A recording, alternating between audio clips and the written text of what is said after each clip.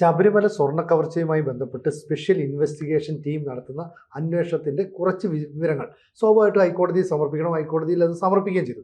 ഇതിലൊക്കെ തന്നെ കടകംപള്ളി സുരേന്ദ്രൻ്റെ കാര്യങ്ങളും പരാമർശിക്കുന്നു. നേരത്തെ ചോദ്യം ചെയ്തതാണ്. കടകംപള്ളി സുരേന്ദ്രനെ എന്തുകൊണ്ടാണ് അറസ്റ്റ് ചെയ്യാത്തതെന്ന് പാർട്ടിയിലെ ചിലരൊക്കെ ചോദിക്കുന്നുണ്ട്. അതിൻ്റെ വാസ്തവം നമുക്കറിയില്ല. എന്തായാലും അന്വേഷണം അങ്ങോട്ടേക്ക് വന്നാൽ പാർട്ടി വല്ലാതെ പ്രതിസന്ധിയിലാവും. പ്രതിസന്ധിയിലായാലും ഇല്ലെങ്കിലും വരുന്ന തെരഞ്ഞെടുപ്പിൽ കടകംപള്ളിയുടെ അവസ്ഥ എന്തായിരിക്കും തിരുവനന്തപുരത്ത്? കടകംപള്ളിയെ ചോദ്യം ചെയ്തിട്ടുണ്ട്, പ്രശാന്തിനെയും ചോദ്യം ചെയ്തിട്ടുണ്ട്, ഇനിയും ചിലപ്പോൾ ചോദ്യം ചെയ്തേക്കാം. അതുകൊണ്ട് ഈ 2 ടേം അല്ലേ, അങ്ങനെയാണല്ലോ CPM. അപ്പൊ 2016-ലും 2021-ലും കഴക്കൂട്ടത്ത് നിന്ന് കടകംപള്ളി സുരേന്ദ്രൻ ജയിച്ചിട്ടുണ്ട്. ജയിച്ചിട്ട് ആദ്യത്തെ തവണ മന്ത്രിയാവുകയും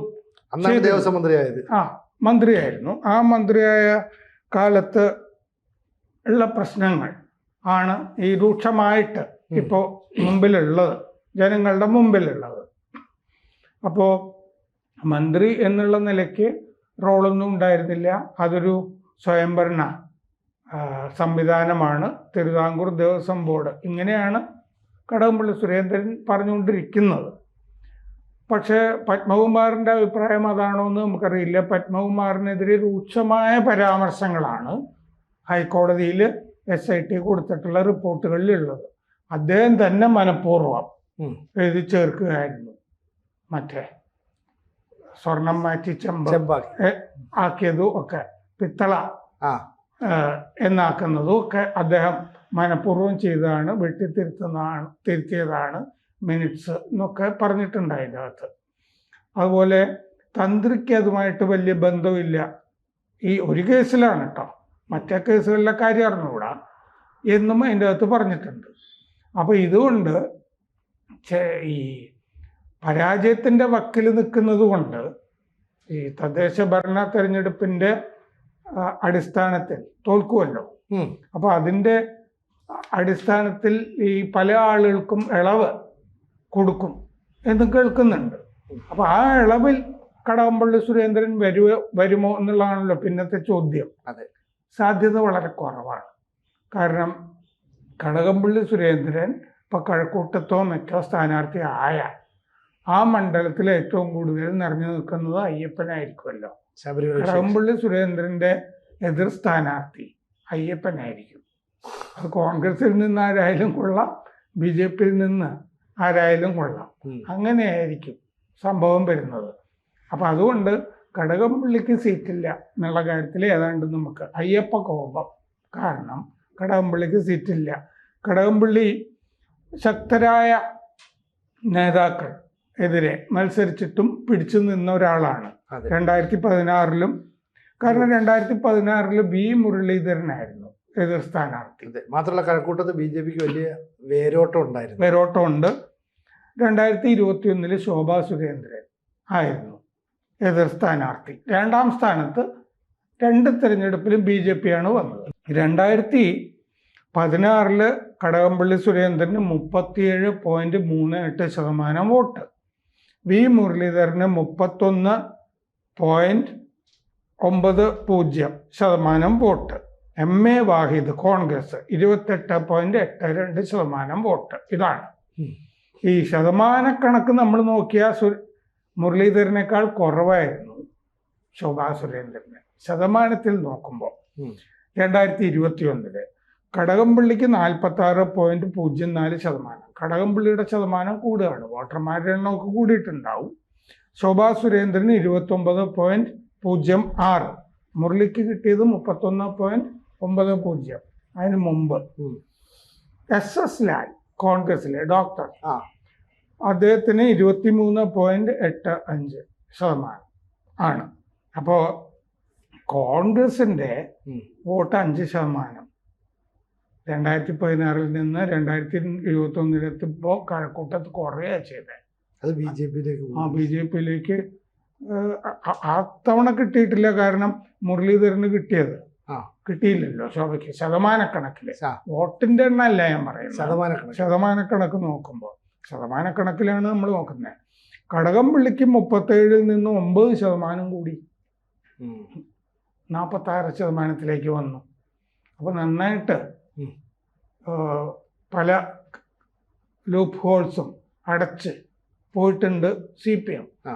അപ്പോൾ കടകംപള്ളിയുടെ കാര്യം ഇത്തവണ പരിങ്ങലിലാണെന്ന് വേണം കരുതാൻ. കാരണം അത് അങ്ങനെയാണല്ലോ വരിക. അതെ അതെ ശരിക്കും പറഞ്ഞാൽ ഇപ്പം CPM-ന്റെ തിരുവനന്തപുരത്തെ ഒരു നേതൃത്വ മികവ് കാണിച്ചത് കടകംപള്ളിയായിരുന്നു. ജില്ലാ സെക്രട്ടറി ആയിട്ട് ഇരുന്നിട്ടുണ്ട്. മാത്രമല്ല പിണറായി വിജയൻ്റെ ഒരു വിശ്വസ്തൻ എന്ന നിലയിൽ കാര്യങ്ങളെല്ലാം അടുക്കും ചിട്ടയോടെ ചെയ്തതും ഈ കടകംപള്ളിയാണ്. പക്ഷേ ഈ അന്വേഷണം വന്നപ്പോൾ കടകംപള്ളിയെ ചോദ്യം ചെയ്യുന്നത് പുറത്തേക്ക് അറിയാതിരിക്കാനായിട്ട് കൃത്യമായ മാനദണ്ഡങ്ങൾ സർക്കാർ സ്വീകരിച്ചു. അന്നാണ് VK പ്രശാന്തും ശ്രീലേഖയും തമ്മിലുള്ള വിവാദം മാധ്യമങ്ങളുടെ ശ്രദ്ധയിലേക്ക് വരുന്നത്. അപ്പോൾ കടകംപള്ളിയെ രഹസ്യകേന്ദ്രത്തിൽ ചോദ്യം ചെയ്യുന്നു. അതുമായി ബന്ധപ്പെട്ട വാർത്തകൾ ചാനലുകളിൽ വന്നാൽ അതായിരിക്കും വലിയ ചർച്ചാ വിഷയമായി മാറുക. അതിനു പകരം VK പ്രശാന്തിൻ്റെയും ശ്രീലങ്കയുടെയും വിഷയം കൃത്യമായിട്ട് എടുത്തിട്ടു. അതിനുശേഷം ഈ കടകംപള്ളിയോട് ചോദിച്ചപ്പോൾ പറഞ്ഞത്, എനിക്ക് ദേവസ്വം ബോർഡ് മന്ത്രി എന്ന നിലയിൽ ശബരിമലയിലെ അല്ലെങ്കിൽ ദേവസ്വം ബോർഡിലെ ദൈനംദിന കാര്യങ്ങളെക്കുറിച്ചൊന്നും അറിയില്ല.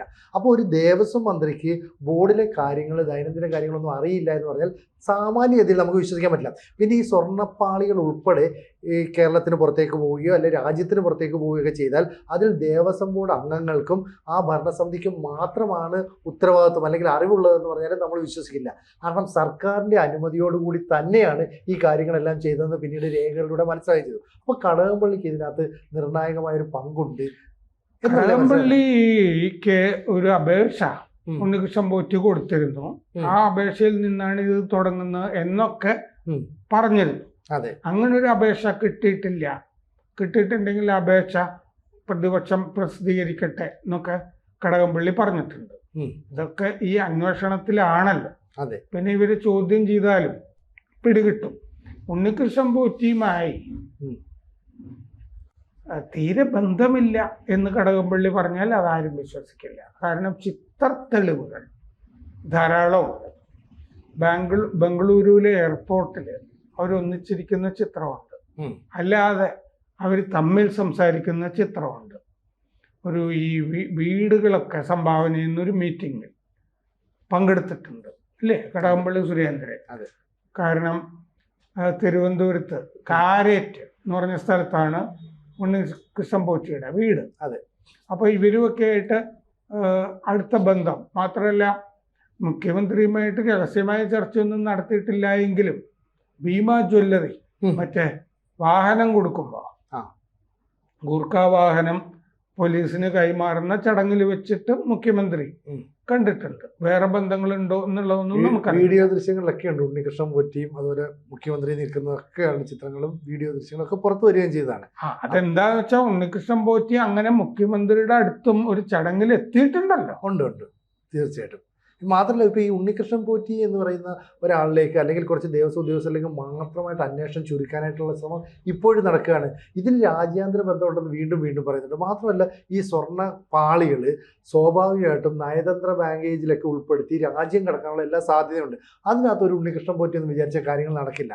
സംസ്ഥാന സർക്കാരിനകത്ത് കൃത്യമായ റോളുണ്ട്. നേരത്തെ ഈ പറയുന്ന സ്വപ്ന സുരേഷ് പോലും ഇത്തരം ഒരു ആരോപണം ഉന്നയിച്ചു. പിന്നീട് അത് ചർച്ചയായിട്ട് വരികയും ചെയ്തില്ല. അങ്ങനെയാണെങ്കിൽ ഈ രാജ്യാന്തര റാക്കറ്റിന് അവർക്ക് കിട്ടുന്ന ലാഭത്തിന് ഒരു വിഹിതം ഈ സർക്കാരിലേക്കോ CPM-ലേക്കോ ഒക്കെ എത്തിയില്ല എന്ന് പൊതുജനങ്ങൾക്ക് വിശ്വസിക്കാൻ പറ്റുമോ? അല്ല, ആ ഭാഗത്തേക്കൊന്നും അന്വേഷണം നീങ്ങിയിട്ടില്ലല്ലോ. ഇപ്പൊ കൊടുത്തിരിക്കുന്ന റിപ്പോർട്ടിന്റെ അകത്ത് കൂടുതൽ ശ്രീകോവിലിന്റെ മുകളിൽ നിന്നൊക്കെയുള്ള സ്വർണമൊക്കെ കടത്താൻ ഇവർ ഉദ്ദേശിച്ചിരുന്നു. മാത്രമല്ല ഈ അന്വേഷണം തുടങ്ങിയ ശേഷവും ഒരു ഗൂഢാലോചന ബംഗളൂരുവിൽ നടന്നിരുന്നു എന്നാണ് ഈ റിപ്പോർട്ടിൽ SIT പറഞ്ഞിരിക്കുന്നത്. ഉണ്ണികൃഷ്ണൻ പോറ്റിയും ഗോവർദ്ധനും മറ്റേ ഭണ്ഡാരി ചേർന്ന് സ്മാർട്ട് ക്രിയേഷൻസിന്റെ ഭണ്ഡാരിയും തമ്മിൽ ഗൂഢാലോചന പിന്നെയും നടത്തിയിരുന്നു എന്നുള്ളതാണ്. ഗോവർദ്ധൻ 2015 മുതൽ അല്ലേ ശബരിമലയിൽ വരുന്നുണ്ട്. അയാൾക്ക് അവിടുത്തെ കാര്യങ്ങളൊക്കെ, അതായത് മറ്റേ 2015 മല്യ അവിടെ സ്വർണം പൂശിയതിൻ്റെ ഡീറ്റെയിൽസ് ഒക്കെ 2017 മുതൽ തന്നെ ഗോവർദ്ധനെ അറിയാമായിരുന്നു എന്ന് ഒക്കെ പറയുന്നുണ്ട്. അല്ലാതെ ആകസ്മികമായിട്ട് ഉണ്ണികൃഷ്ണൻ പോറ്റി അവിടെ കണ്ടുമുട്ടി എന്നാണല്ലോ ഗോവർദ്ധൻ പറയുന്നത്. അങ്ങനെയൊന്നുമല്ല. ഇവർ തമ്മിലുള്ള ബന്ധം സുദൃഢമാണ് തുടങ്ങിയ കാര്യങ്ങളൊക്കെ ഈ റിപ്പോർട്ടിൻ്റെ അകത്ത് പറഞ്ഞിട്ടുണ്ട്. അതുപോലെ തന്നെ ഇയാളുടെ റോള്, പത്മകുമാറിൻ്റെ റോള് ഗംഭീരമായിട്ട് അയാൾ ഇതിൻ്റെ ഉത്തരവാദിയാണെന്ന് പറഞ്ഞൊരു പ്രധാനപ്പെട്ട പ്രതിസ്ഥാനത്ത് വരുന്നത് പോലെയും റിപ്പോർട്ടിൻ്റെ അകത്ത് പറയുന്നുണ്ട്. അപ്പോൾ കടകംപള്ളി ഇപ്പോൾ പ്രതിസ്ഥാനത്ത് വന്നിട്ടില്ല, പക്ഷെ സംശയ നിഴലിലാണ് കടകംപള്ളി നിൽക്കുന്നത്.